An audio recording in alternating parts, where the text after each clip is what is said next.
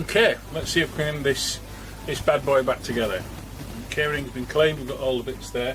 I have actually put it together once, taking it apart just to familiarise myself a bit. Also, before the full video sequence starts to put it together, I've put some still images on of an exploded diagram of the carb, and also a parts listing. This has been from a genuine Suzuki parts listing, so hopefully that'll be a help to some people as well. And I'll try to refer to the terminology that they use to describe it on those still images as well. Okay, let's go. I'll try to show you as best as I can without my finger and hands getting in the way. But be warned, I've got fingers like pig tits, and also 40 odd years of riding. They're a little bit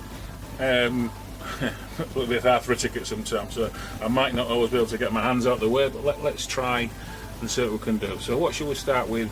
First? Okay, let's put the main jet. Yeah, let's go with the main jet first. So main jet in there. Flat bladed screwdriver, so I can't use my jizz screwdriver. Shame I can't use the jizz. You can't beat a bit of jizz. No need to over tighten these. I've seen a lot of things wrecked by people just going and tightening and never stopping until they break something off. Let's then go with, what should we put on next? Okay, pilot jet. It's a pilot jet. Again, you're not going to see it close up, but in there you've got a couple of holes that would be like a spray bar sort of fuel. So that would drop in there, and then we'll tighten that down. Again, don't go crazy with the tightening, just to feel it bottom and jizz. Probably offended somebody by saying bottom and jizz, but really, I really don't care.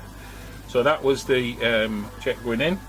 Let's see what we can put on. Let's start next. Putting the float valve assembly in. Okay. Okay.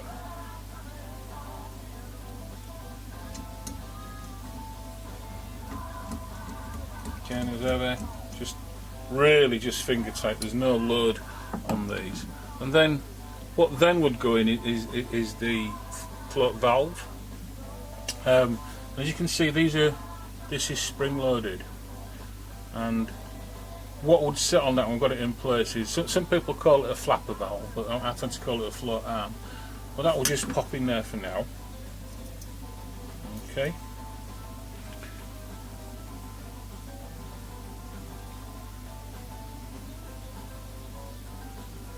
I'm pretty good to go on that one. Okay, so float arm and pin, or so some people do call it a flapper valve or flapper arm. Well, that would locate in there. And as you can see there, we've actually got a couple of holes in those stems. So we put the pin through there, through the arm pivot, and out the other side. Now, if you remember that valve we just saw with the spring-loaded valve, what that's actually doing is acting upon there on the floor, and it's keeping it in the up position. Now, look how positive and well, springy that is. That's the only word I can use for it. What was, and it's more so on the other carb, on the right-hand carb that was flooding, that spring was really worn out. I mean, there was basically no resistance, no movement. So hopefully by putting the new valve in, or the new assembly in, that's going to stop the flooding problem that I was having, or the bike was having. These are the floats themselves. Okay, and again, closing the title, they float up and down, or hopefully they should do. And they rest on the pins, or they're moving down on these pins in the float ball. They are marked up, so it tells us which way round. These would go up and up. Okay, so to try and show in there, those arms that are attached to the floor, these obviously can move up and down now. So when it's back on the bike, when it's back on the carb, those pins act against or with that. So that's telling the fuel to shut off or on. So that if you think about it, things are upside down at the moment, and that's why it maybe looks a little bit odd, but it's upside down at the moment. So if we put this gasket on, new gasket as you can see, make sure I've got the right way around, which I hadn't, but I have now.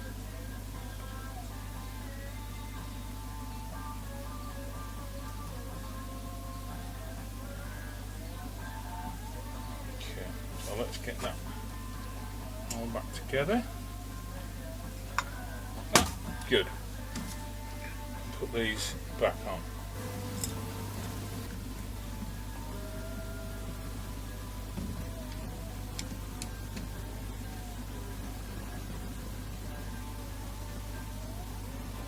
Good. So we can flip that bad boy over. Got to spring it. That's really to stop it moving around once we've made the adjustments. We'll do the final adjustments to these when it's on the bike and when we set in the car. So.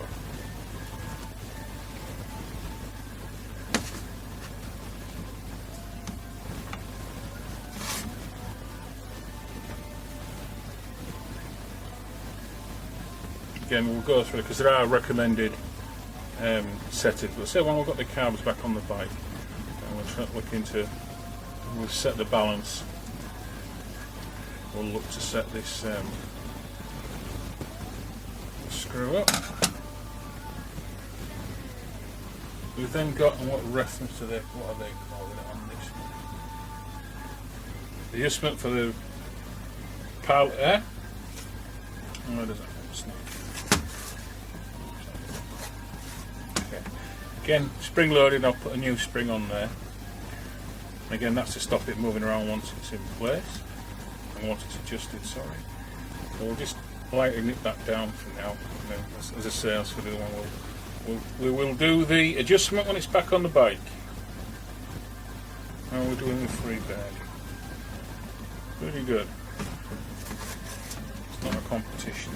Right, now this is the choke assembly. And this was a bit... it wasn't really, the assembly itself I suppose was working. It's only a simple plunger that goes up and down, but it didn't have a very positive, didn't have a particularly positive feel about it. So I've lubed it up to get a spring on there. We need to have this clip, and as you can see there's a cut out there that sits on an indent moulded into the car. This one then gently knit these up. I mean, these are brass fittings, so obviously we need to be very careful on this one. So what we need to do then is fit this arm. So I've put a little bit of copper slip on there just to give it where it rubs against each other, it's designed to. It's supposed to be a slack fit. So if we just then carefully get that on there,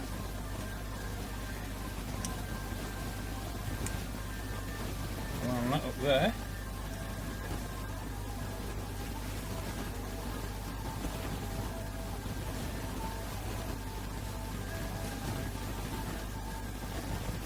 I'm trying to fight me a bit.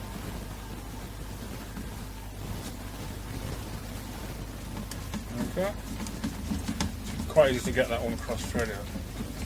To do that, it is it's of the correct length, and there's like a landing on the underneath the nut, so it just sits against it. And that, yep. This now gives a very positive off-on choke, whereas before it was kind of just flapping about. When the choke's on, it's on. When it's off, it's clearly off, and it's held off. So that's another advantage of rebuilding the car. We sorted that little problem out as well. Okay, let's put these back together. We'd actually take this apart, or this little part again, when we're putting them on the bike, when we're threading the throttle cables in. But just to give you a rough idea of how it would work, if you see this, it's got a, I suppose let's call it a keyway, a groove put down there, and in there, in the body, I don't think you'll have to see it, there's a peg that locates with. So one, it means it cannot go in the wrong way, and also it stops it from twisting when it's in place. This little collar would then go in, needle would go in, spring. Again, there is an O-ring that would go in there, but I'm not tightening it up just yet, because obviously we don't want to nip the O-ring up because we're taking it off again. But again, just to give you an idea, and that would do that. So, okay, so now putting it back on the bike, pairing it up with the carb, putting it back on the bike, and then as balancing or syncing the carbs. So, last sequence, and this is really just to compare both the carburetors. Obviously this is the one we've been through, and this is one yet to be done. It was really to show the difference in appearance of the two carbs once they've been finished. Again, aesthetics are not essential, but they are nice, of course. As I mentioned, this is the one that we put through the through the dishwasher. Always best done when wives are not about. They're not always totally as understanding as jolly boys are. Also, as I mentioned, I then gently sprayed on a small amount and brushed off some ACS 50, more as a preservative. And the other thing, of course, in the dishwasher, what happens is, and I think it's a salt build-up, it reacts with the aluminium in the body, and you get those sort of white deposits. So brushing that on, brushed it off. I like the finish. It's a road-going finish. I am not one for constantly cleaning and polishing bikes. Person who owns a GT after me might be, and that's fine. It's a nice enough finish. It's not too different, I don't think, from how it would have come out of the shop in 1976.